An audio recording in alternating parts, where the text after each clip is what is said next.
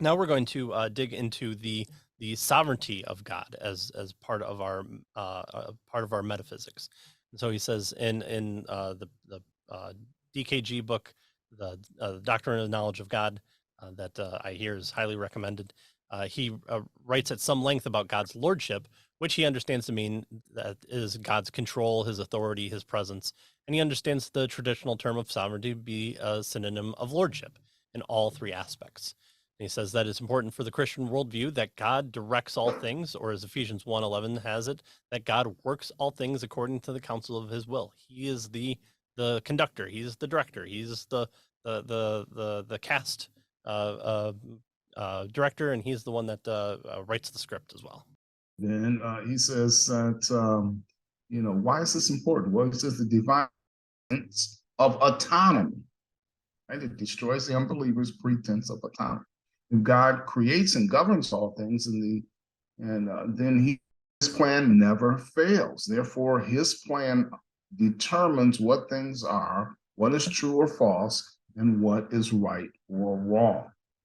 And so, for us to make judgments in these areas, we must consult, the planner, the one who put it all together, the ruler, through his revelation in nature and in scripture, seeking humbly to think God's thoughts after him, he tells us.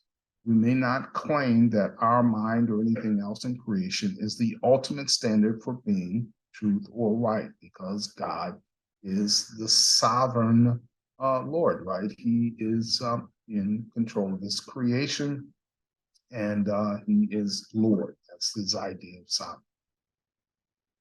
So there's this, this idea of like, well, does God,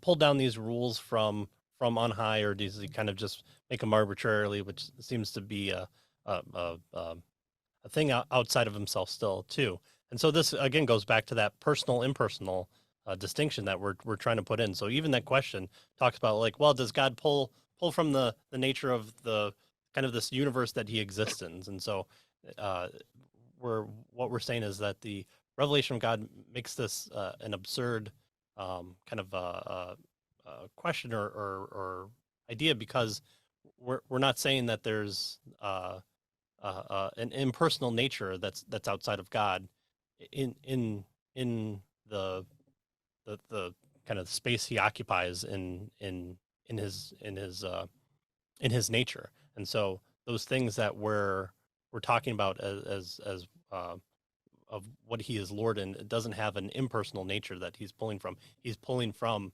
his personal nature to direct the things. And so the very aspect of lordship, even within God himself, is an answer within this question. So that's one of the um, ideas that we talked about with Mitch Stokes when we discussed that dichotomy answer that is a false dichotomy.